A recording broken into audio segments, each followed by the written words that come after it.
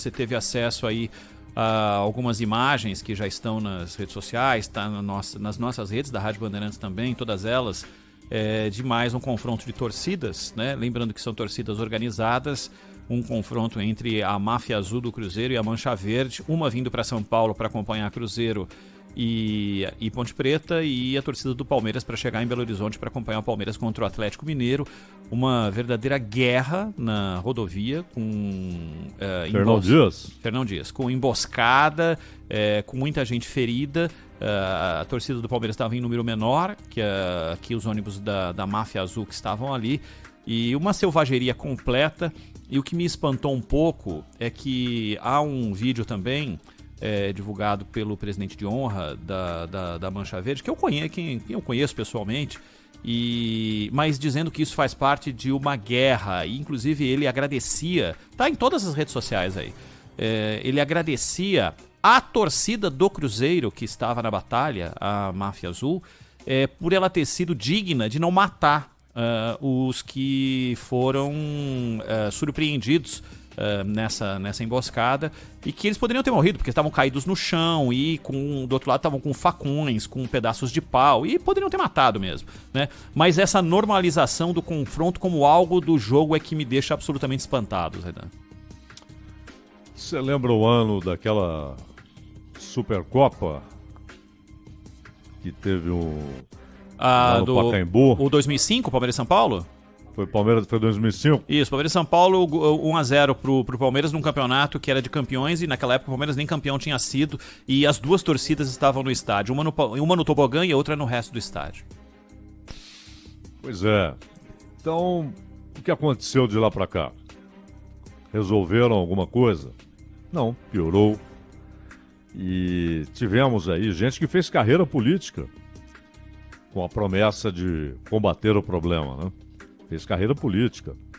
E os governadores todos, porque isso não é um problema de São Paulo, né? Isso é de norte a sul. Nós temos cenas terríveis em Belém, em Maceió, em Belo Horizonte. Eu me lembro de Belo Horizonte, o sujeito estava num ponto de ônibus com a camisa do Atlético. Passou um carro e meteram bala, mataram, né? E, claro, houve investigação, poderia ser alguma vingança, né? Alguém que já estava ali de butuca, querendo matar o cara. Não. O motivo foi ele estava com a camisa do Atlético num ponto de ônibus. Nós já vimos recentemente no Paraná uma senhora que estava voltando do trabalho, provavelmente nem gosta de futebol. Ainda bem que eu estou usando o verbo no presente, né? Ela está viva. Mas provavelmente nem gosta de futebol, né? Não tem nada a ver com futebol, nada. Estava voltando do trabalho no ônibus, transporte público. O ônibus foi atacado, assim. Não tinha nada no ônibus, não tinha torcida, não é que era um ônibus que estava levando torcedores para o estádio. Não. O ônibus foi atacado, ela quase morreu. E na época, discursos indignados, né? Aí vem governador, vem secretário de Segurança Pública. E era no país inteiro. Em Goiás, no Pará, no Amazonas, Alagoas, Pernambuco. Confrontos seríssimos ali, são 3 grandes torcidas numa mesma cidade. Então, na Bahia, você está lembrado recentemente na Bahia, e aí foi contra o próprio time, né? Fizeram ali uma emboscada contra o próprio time. Né? Com gente ferida, né? Gente ferida. Danilo Fernandes, por exemplo, o goleiro ficou ferido, né? E é o tipo de ataque que, se ele for letal, se ele matar, não é que vai ser não esperava isso. Olha, se acontecer, aconteceu. É um ataque que pode matar, o sujeito sabe disso. Pode ferir, pode não acontecer nada, todo mundo se deitar no chão antes que os vidros quebrem, pode matar. E não acontece nada. Mas isso aí, aliás, não é um problema... Também, eu falava que não é um problema de São Paulo, não é um problema do Brasil.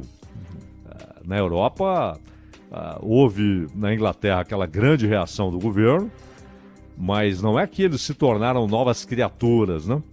Quando os antigos hooligans, como eram chamados, saem da Inglaterra, por exemplo, para acompanhar um time deles na Liga dos Campeões, ou para acompanhar a seleção inglesa, quando eles vão para o continente, eles voltam ao estado anterior. e arrebentam tudo. Torcida alemã. Outro dia nós vimos, acho que foi o Rádio Split que foi jogar na Espanha, e uma marcha de torcedores do Split fazendo a saudação nazista em ruas da Espanha e devastando o que havia pela frente. Então, o Azov, o batalhão nazista Azov, incorporado ao Ministério do Interior da Ucrânia, ele nasceu em torcidas, né? Nasceu ali de grupos de torcedores e tal, que tinham posições extremistas e tal, e de repente aquilo evoluiu, virou um batalhão, hoje é um regimento atrelado ao Estado, como um braço do Estado. Mas não é só futebol, né? Não é só futebol. No Brasil, particularmente, há uma anomia. A lei, ela é, para alguns, ela é exatamente para o sujeito que não representa perigo, né? E que se comete um deslize, está aí a lei caindo sobre ele. De resto, você tem E aquilo que você falou, a normalização. Nós normalizamos dezenas de milhares de assassinatos por ano, parece normal. Mortes no trânsito, né, Zaidan? Mortes no trânsito. Caiu para 50 mil o número de assassinatos, caiu para 40 mil. Poxa, como assim? Pô, isso é número de guerra. É que chegou a 60, 70 mil e vai voltar. A pandemia provocou uma diminuição e também alguns acordos entre grupos organizados, do crime organizado. Quando eles entram em guerra novamente, sobe barbaramente o número de assassinatos. E o Estado, e essa é a função primordial do Estado. O Estado foi adquirindo outras atribuições ao longo do tempo, na área de segurança, na área de saúde, na área de transporte, na área de educação. Mas a atividade primordial, a função primordial do Estado, ele foi concebido para isso, o Estado moderno, claro, é a segurança pública. E no Brasil, não só no Brasil, mas no Brasil particularmente, o fracasso é monumental, né? O fracasso do Estado brasileiro em cumprir com a sua função primordial é monumental. E não é só, quando a gente fala de Estado, não é a polícia, que alguns cretinos aí querem que acabe. Não, vamos acabar com a polícia. Copiaram, né, daqueles infantos juvenis dos Estados Unidos. O problema é a polícia. A polícia faz o trabalho dela. Então você tem leis ruins, e são ruins inclusive porque muitos parlamentares se protegem, eles querem criar o máximo possível de dificuldade para a punição a quem comete crime, principalmente crime do colarinho branco, mas isso se alastra e vira um exemplo. Se fazem lá em cima, por que não fazer aqui embaixo? Não é? Se a roubalheira é tolerada, é incentivada, não tem punição de fato para a roubalheira, então vamos todos, aqueles que não têm problemas de consciência, problemas morais com a desonestidade, vamos todos aproveitar essa impunidade. Então, Ronald, é uma falência. E claro, isso no futebol, você tem a consequência no futebol. É, um reflexo de um fragmento da sociedade, lamentavelmente, isso tomou conta das redes sociais, das imagens, e tem ali provas cabais para quem quiser fazer a justiça ser cumprida, né? Tá lá, tudo muitíssimo claramente registrado, porque eles não se contentam apenas em criar esse tipo de violência absolutamente gratuita, eles fazem questão de registrar, né? E basta querer que a punição virá. A gente sabe que isso não vai acontecer de novo. É porque você tem dois obstáculos, né? Duas coisas que podem deter a violência, a barbaridade. Você tem a consciência do sujeito, né? O conceito de razão, o imperativo moral, como dizia o Kant, ou você tem a punição. E, claro, as duas coisas convivem. Então, há aqueles que não admitem a possibilidade de agirem desonestamente ou de atentarem contra alguém. Porque tem um impeditivo pessoal, né? Há um impedimento ali interior e ele não vai fazer aquilo. Agora, você tem muitos que fazem, e aí você tem de ter a força da lei, o poder da lei. Caso contrário, nos Estados Unidos, por exemplo, onde há um afrouxamento inédito na punição, o que está acontecendo? há um crescimento gigantesco em vários estados, porque lá isso é estadualizado, né? Você tem um crescimento gigantesco da criminalidade, porque a punição virou brincadeira. E aqui no Brasil, todo o ambiente ele é de anomia, né? Desde o sujeito que acha normal buzinar na frente do hospital e nada acontecer, ou passar com o som do carro no último volume, na frente de um hospital, na frente de uma escola, e nada acontece, é um direito, né? Ninguém vai incomodá-lo, todo mundo acha normal, é assim mesmo. E o pequeno delito, né? O pequeno delito que está presente de maneira predominante nas ruas das cidades médias e grandes. E o que acontece? Não acontece nada. Banalizaram isso, normalizaram isso, o Estado na sua incompetência atroz, e quem mais sofre com isso é o povo pobre. Outro dia eu vi, Ronald, em Fortaleza, uma família que foi encontrada escondida num bueiro pela polícia, né?